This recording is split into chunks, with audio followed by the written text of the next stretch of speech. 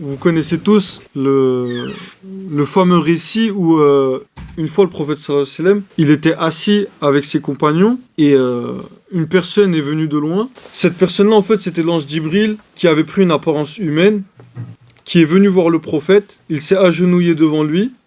Il a posé ses deux mains sur les genoux du prophète et lui a posé la fameuse question: Ô Mohammed, ya Mohammed, c'est quoi l'islam? C'est quoi l'islam? Et la réponse du prophète, elle a été que l'islam, c'est de prononcer, de faire la profession de foi, de dire Ashhadu an la ilaha illallah wa ashhadu anna Muhammadan abduhu wa rasuluh, de faire la prière, de donner la zakat, l'aumône en fait, pour les pauvres, de jeûner le mois du Ramadan et de faire le hajj au moins une fois dans sa vie, d'aller faire le pèlerinage. Et là, l'ange Djibril, il lui a répondu: tu as donné la bonne réponse, ya Mohammed, ô Mohammed. Et pourquoi est-ce que j'ai parlé de cela? On est tous des musulmans ici. Il y a peut-être 2 milliards de musulmans sur Terre. Et si vous voulez, les frères, dans les 5 piliers de l'islam, vous devez vous dire que le plus important, c'est le premier. Imaginez, prenez l'exemple d'un bâtiment en construction ou un bâtiment construit. Si ce bâtiment, il a des fondements solides, vous pouvez faire 5 étages, 10 étages, vous pouvez construire 15 étages, le bâtiment ne s'écroulera pas. S'il y a une tempête, s'il y a un séisme, un tremblement de terre, le bâtiment ne s'écroulera pas parce que les fondements sont solides. Mais si les fondements sont fragiles, ne sont pas solides, alors là, même si vous avez 3 étages, 4 étages, à la moindre épreuve, au moindre séisme, au moindre tremblement de terre, le bâtiment s'écroulera. Si les fondements sont fragiles, le bâtiment il s'écroulera à la moindre épreuve, au moindre séisme, au moindre tremblement de terre. Mais si les fondements sont solides, alors le bâtiment, en cas de tremblement de terre, de séisme, ne s'écroulera pas, il restera intact. Et c'est pourquoi est-ce que j'ai donné cet exemple? Dites-vous que le premier pilier de l'islam, c'est comme les fondements d'un bâtiment. C'est ça, je dis, frère. J'essaye de... Ok. Donc, si les fondements sont solides, le bâtiment il ne s'écroulera pas. Et que le premier pilier de l'islam, les frères, imaginez, c'est comme si c'était un bâtiment, les 5 piliers de l'islam. Et le plus important, c'est le premier.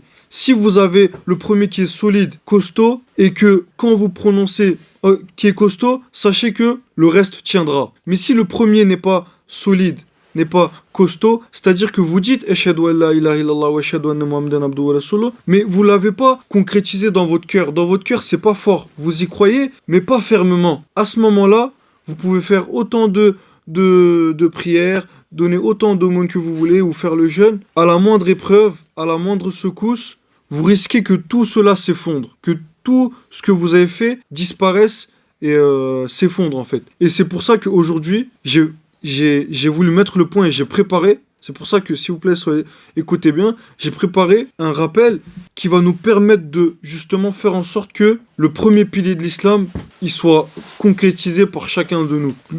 J'ai préparé un rappel pour que quand on va dire Ashhadu an la ilaha illallah wa ashhadu anna Muhammadan abduhu wa rasuluh, ce soit pas uniquement avec la langue, mais ce soit aussi et surtout avec le cœur. Et que la parole soit la conséquence de cette croyance dans le cœur, en fait, d'une concrétisation dans le cœur. Donc le rappel d'aujourd'hui, les frères, dites-vous, c'est un rappel que tout croyant doit écouter au moins une fois dans sa vie. Au moins une fois dans sa vie, il faut que vous prenez ce rappel, vous écoutez ce rappel en fait. On commence en fait, c'est quoi le rappel que j'ai envie de faire aujourd'hui? Dites-vous, l'erreur que la plupart des gens font, que la plupart des croyants y font, c'est que, en fait, dites-vous déjà, l'univers, il a été créé par Allah. Allah, il a créé l'univers. Mais dans cet univers, Allah, il a une loi qui est que l'univers est régi, voilà, par des lois. Et parmi les lois de l'univers, voilà, il y a celle des causes, en fait. Des causes. C'est-à-dire que, par exemple, quand tu as besoin d'argent, Allah, il va te donner de l'argent, mais il va pas te le donner directement. Il va te le donner à travers des causes. Allah, il va vouloir que tu accomplisses des causes pour qu'il te donne de l'argent. Par exemple, à travers ton travail, à travers ton patron. Quand tu as besoin d'argent, il te donne de l'argent à travers ton patron. Quand tu as faim, il te nourrit à travers les fruits que tu vas obtenir d'un arbre. Quand tu es malade, il te guérit à travers des médicaments. Quand tu es triste, il te rend heureux à travers tes enfants. Quand tu es fatigué, il te rend ton énergie à travers le sommeil. Toutes ces choses-là sont des causes pour que Allah, il te donne ce dont tu as besoin. Mais comment est-ce que Allah, il fait pour nous faire comprendre que c'est lui qui donne les choses à travers les causes? Pour que tu comprennes que c'est Allah qui donne, pour que tu comprennes que c'est Allah qui te donne, Allah, il te donne les choses dont tu as besoin à travers des choses qui sont faibles, impuissants, qui sont inutiles, incapables, qui sont dénués de pouvoir Par exemple, prenons l'exemple du lait les frères. Prenons l'exemple du lait. Comment on fait pour obtenir le lait? Pour obtenir le lait, voilà, si les scientifiques de la planète entière ils se réunissaient pour créer du lait à partir de rien, ils pourront pas. Pourtant, les scientifiques, ils peuvent te décrire de A à Z, du début jusqu'à la fin, le processus de fabrication du lait. Le processus de fabrication du lait. Mais la vache, qui est un animal dénué d'intelligence, qui fait que brouter de l'herbe qui passe ses journées à brouter de l'herbe, si tu le réveilles pas, si tu le surveilles pas pendant qu'il broute, il peut se perdre et il peut se perdre facilement La vache qui est dans son corps, voilà, excusez-moi du terme, il y a du caca, il y a du sang et du caca. Comment une telle vache peut-elle te donner du lait qui est un aliment les frères sain, propre, qui contient plusieurs vitamines et minéraux essentiels au corps humain et qui joue même un rôle dans la prévention de diverses maladies. En réalité la vache c'est une cause et celui qui donne c'est Allah. La vache, c'est une cause et celui qui donne, c'est Allah. Allah, il te donne le lait à travers la vache qui n'est qu'une cause, Et Allah, il utilise des causes qui sont impuissantes pour que vraiment tu saches et que tu comprennes que cette vache ne peut pas être le créateur de ce lait, ne peut pas être celui qui me donne ce lait. Cette vache-là n'a pas le pouvoir de me donner ce lait. Elle est impuissante, pitoyable, elle est dénuée d'intelligence, elle ne fait que brouter de l'herbe. Si tu la surveilles pas, elle va se perdre, etc. En réalité, la vache, c'est une cause, et celui qui donne, c'est Allah. Celui qui donne, c'est Allah. Allah, il donne à travers des causes impuissantes pour qu'on sache que tout vient de lui. Prenons l'exemple du miel, les frères. L'exemple du miel. Comment on obtient le miel? On obtient le miel, voilà, c'est les abeilles qui fabriquent le miel, en principe, entre guillemets. Mais la question c'est, est-ce que c'est vraiment l'abeille qui te donne le miel? Ou est-ce que l'abeille c'est juste une cause pour que Allah il te fasse comprendre que c'est lui qui te donne le miel? C'est lui qui te donne cette subsistance, cette nourriture. Une abeille, on est d'accord, c'est dénué d'intelligence. Quand il y en a une qui rentre dans notre maison, dans notre voiture, parfois on essaie d'ouvrir la fenêtre pour qu'elle puisse sortir. Elle est tellement dénuée d'intelligence qu'elle ne fait que se cogner sur une fenêtre. Elle n'arrive pas à sortir Elle n'arrive même pas à trouver la sortie. Une abeille qui est dénuée d'intelligence, qui ne sait même pas sortir de là où elle est rentrée, comment est-ce que on peut dire et on peut penser que c'est elle qui nous donne le miel qui donne le miel? Le miel dites-vous, c'est un produit quasi miraculeux avec des vertus qui sont innombrables. Genre, j'ai fait quelques recherches sur internet et le miel, c'est un produit quasi miraculeux.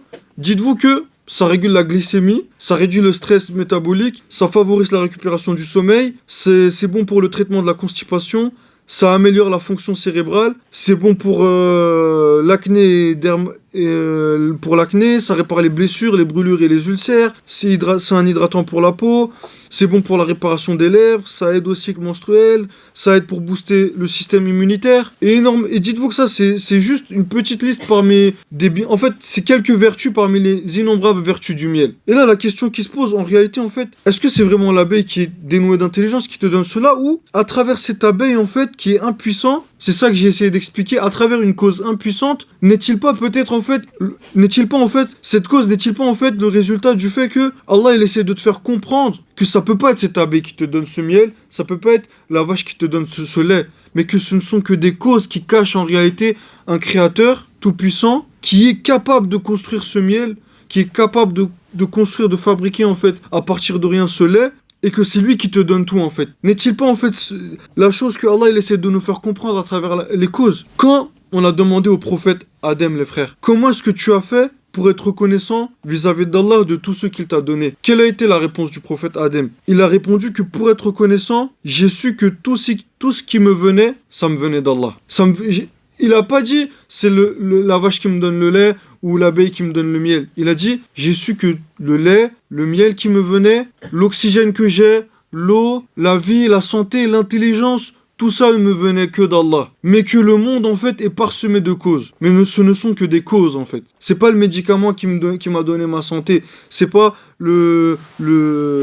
c'est pas la vache qui m'a donné le lait, c'est pas l'abeille qui m'a donné le miel, c'est pas mon patron qui m'a donné ma subsistance. C'est Allah, mais Allah il utilise des causes en fait. Ou alors rappelez-vous quand j'ai parlé de Omar qui a envoyé une lettre à Khalid bin Walid, et dans la lettre, ou alors rappelez-vous quand j'ai parlé de Omar qui a envoyé une lettre à Khalid bin Walid et il lui a dit: Ya Khalid, je te destitue de tes pouvoirs et de tes fonctions de commandant parce que je crains que les musulmans pensent que la victoire dans les batailles elles viennent de toi, alors que tu n'es qu'une cause, et que derrière toi, en fait, tu n'es qu'une cause, en fait, qui cache la victoire qui vient uniquement d'Allah. Et c'est pour cela que je te destitue de tes fonctions et de tes pouvoirs. Parce que les musulmans, je crains que ils oublient que la victoire vient d'Allah et que tu n'es qu'une cause pour que Allah il nous donne la victoire. C'est pas toi qui nous donne la victoire, c'est Allah à travers toi. Tu n'es qu'une cause. Vous voyez ce que j'essaie d'expliquer, les frères. Ça, c'est très important, très très important. L'erreur que la plupart des gens y font, la plupart des croyants y font, c'est quoi la fausse idée que la plupart des gens ont dans la tête en fait? La fausse idée, la fausse croyance que les gens ils ont, l'erreur que la plupart des gens y font, c'est de dire que, par exemple, c'est ma mère qui m'a fait ou qui m'a créé.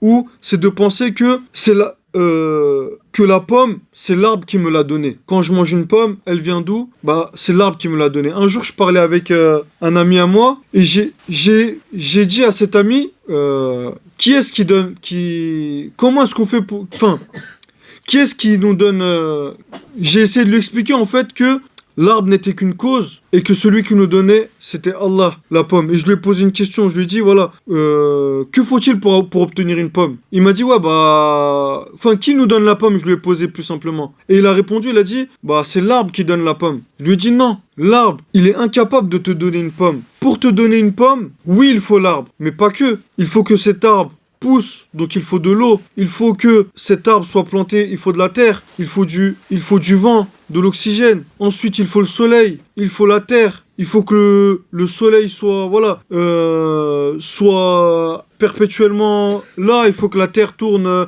perpétuellement, il faut que le soleil et la terre qui est dans la galaxie, bah, il faut que les lois de la galaxie perdurent perpétuellement. Si les lois de la galaxie s'arrêtent, cette pomme ne pourra pas exister en fait. Donc pour avoir une pomme, en fait, j'ai essayé de lui expliquer que il faut pas qu'un arbre. Il faut l'arbre, de l'eau, de la terre, de l'oxygène, le soleil. Il faut toute la création en fait. Pour te donner une simple pomme, il faut pouvoir créer tout un univers. Et l'erreur que la plupart des gens font, c'est de penser que c'est un arbre qui va te donner la pomme. Mais l'arbre, elle est incapable de créer l'univers. L'arbre n'est qu'une cause qui cache un créateur tout-puissant. L'erreur, c'est de croire que c'est ton enfant qui te donne le bonheur quand tu le prends dans tes bras. L'erreur, c'est par exemple de penser que c'est ton patron qui va te donner de l'argent. Ou c'est ton père qui va je sais pas, qui va te... Donnez-moi un exemple. Qu'est-ce qu'un père il peut donner à son fils et l'erreur serait de croire que ça vient de lui? Un ballon de foot par exemple, mais ouais, un truc genre exclusif au père, on va dire. Le truc le père... De l'argent aussi, par exemple. Quand il te nourrit, quand il t'héberge, quand il te protège. La protection, quand tu me mets... C'est ça. Quel est le problème en fait? Voilà. Et du coup, ce que j'essaie de dire, c'est que pourquoi est-ce que Allah il fait cela? Pourquoi est-ce que Allah il nous donne pas tout directement en personne? Mais, s'il vous plaît les frères, pourquoi est-ce que Allah il nous donne pas tout directement? Ça serait plus simple. Pourquoi il nous donne pas tout directement, mais il utilise des causes? Il fait cela à travers des causes. Allah il fait cela à travers des causes. Parce qu'en fait, c'est justement l'épreuve, c'est de voir est-ce que tu vas comprendre que c'est Allah qui te donne tout ce que tu obtiens à travers ces causes ou non. Est-ce que tu vas le comprendre en fait? Est-ce que tu vas tomber dans l'erreur de penser que ce sont les causes qui te donnent? Ou est-ce que tu vas comprendre que les causes, derrière les causes, il y a ton créateur Allah Tout-Puissant qui te donne tout en fait. Et le problème en fait, c'est que la plupart des gens en fait, ou l'erreur qu'on fait en fait, quel est le problème quand on croit dans les causes au lieu de croire en Allah? Si tu viens en présence d'un roi, imaginez un roi, un royaume, un roi, un palais, il y a le roi, à côté de lui il y a ses vizirs, il y a des gardes, le roi est extrêmement riche, c'est lui qui surveille le royaume, il protège le royaume, entre guillemets, c'est lui qui s'occupe de trancher les litiges, il s'occupe du royaume en fait, et nous, quelqu'un va en présence du roi et au lieu de demander au roi ce qu'il a entre les mains, ce qu'il obtient. Au lieu de demander au roi une chose que tu souhaites obtenir, tu demandes, imaginez, vous demandez à un garde qui n'a aucun pouvoir, qui est là juste parce que le roi lui a demandé d'être là, et vous demandez à ce soldat quelque chose que vous auriez dû demander au roi. Quelle serait la réaction du roi, à votre avis? Le roi, il va s'emporter, il va s'énerver, il va se dire, mais c'est moi le roi ici. C'est à moi que tu dois demander. C'est pas un simple garde qui n'a aucun pouvoir. Si je veux le soldat, je le remplace. Il n'a aucune fonction ici. Il ne peut pas décider de ce que toi tu lui demandes en fait. Ou alors imaginez en fait l'exemple où, on le répète souvent, imaginez l'exemple où je prends mon petit frère comme salarié, je lui dis Yavuz, tous les mois je vais te donner 30 000 euros, c'est moi ton patron, je veux que tu fasses telle tâche, tu fasses le montage des vidéos, et vous allez voir plus tard, mon petit frère Yavuz, que j'ai employé, c'est moi qui l'ai employé, c'est moi qui lui donne 30 000 euros tous les mois, et vous allez voir Yavuz partir travailler dans une autre entreprise où il est même pas rémunéré. Par exemple, à Pizza 5, je dis une bêtise. Mais il est même pas rémunéré. C'est moi qui le paye, mais il part chez Pizza 5. Ou alors, il part, voilà, c'est moi qui lui donne ses 30 000 euros par mois, mais lui, au lieu de me remercier moi, il va remercier quelqu'un d'autre. Un jour, j'ai reçu un message d'un ami et il m'a écrit dans son message, si je dis pas de bêtises à peu près, j'ai reçu un message d'un ami et le frère il m'a dit ouais Mickaël, merci beaucoup, grâce à toi j'ai obtenu mon permis, là je suis permifié et voilà, merci beaucoup. Parce qu'en fait je lui avais donné quelques conseils avant qu'il passe son permis, son examen de conduite. Et moi, j'ai réfléchi, je lui dis comment est-ce que je peux lui expliquer le fait que je ne suis qu'une cause. Et je me suis dit, frérot, j'ai pas envie de dire son prénom, frérot, réfléchis bien à celui qui t'a donné ton permis, sinon tu vas remercier la mauvaise personne. C'est pas moi qui lui a donné son permis, moi je suis qu'une cause. Je lui ai donné des conseils. Mais derrière cela, c'est Allah qui lui a donné son permis. Moi, je ne suis qu'une simple cause. Et s'il croit que c'est moi qui lui a donné, je lui dis, fais attention, sinon tu vas remercier la mauvaise personne. Au lieu de remercier Allah, tu vas remercier Mickaël. Oui, il faut être reconnaissant envers ceux qui t'aident. Être reconnaissant. Mais ne pas oublier que si Allah ne voulait pas que tu aies ton permis, si Allah ne l'aurait jamais voulu, ne l'aurait pas voulu, tu n'aurais jamais eu ton permis. Et que c'est pas moi qui te l'a donné. Quand Allah il veut donner quelque chose à quelqu'un, personne ne peut lui en empêcher. Mais quand Allah il veut refuser quelque chose à quelqu'un, personne ne peut lui donner. Si Allah il aurait pas voulu qu'il a son permis, il l'aurait jamais eu. Et c'est ça que j'ai essayé de lui expliquer. Et le plus gros problème en fait, c'est que justement, quand tu comprends pas que tout te vient d'Allah, le problème, quand tu fais cela, en fait, tu ne comprends pas que tout vient d'Allah, tu peux pas concrétiser, en fait, le premier pilier de l'islam. Tu peux pas avoir des fondements solides dans le bâtiment que tu essaies de construire. Dites-vous que la donnée fixe, je suis pas fort en maths, mais la donnée fixe, c'est Allah. Et que la variable, ce sont les causes. Les causes changent. Mais ce qui est sûr, c'est que c'est Allah qui est derrière les causes. Et le problème, c'est que celui qui n'a pas compris cela fera toujours l'inverse. Il fera passer les causes avant Allah. Écoutez-moi bien, vous allez voir où est-ce que je vais en venir. C'est important, les frères. Il fera toujours passer les causes avant Allah. Il prendra les causes comme données fixes, pour données fixes, et il prendra Allah, alaykoum salam, il prendra Allah pour variable. Chut, s'il vous plaît, non. Il prendra Allah comme donnée variable, et il prendra les causes comme données fixes. Et au lieu de faire passer Allah avant tout, il fera passer les causes devant Allah, avant Allah. Quand, par exemple, on lui dira, imaginez une personne qui travaille, il est dans une entreprise qui n'accepte pas que on fasse nos prières dans notre lieu du travail. Quand on lui dira, Allah il te demande d'être reconnaissant à travers les 5 prières quotidiennes qu'il veut que tu fasses dans des temps déterminés. Il te dira, mon patron m'interdit de prier sur mon lieu de travail. Et il pensera que c'est son patron qui lui donne de l'argent, alors qu'en réalité, il n'est qu'une cause. Il oubliera, et il fera l'erreur que c'est Allah qui donne l'argent et que son patron n'est qu'une cause. Et il fera passer son patron devant Allah et il répondra, mon patron m'interdit de prier sur mon lieu de travail, donc je ne prie pas sur mon lieu de travail en fait, donc je ne fais pas mes prières en fait. Et là le problème c'est quoi les frères? C'est que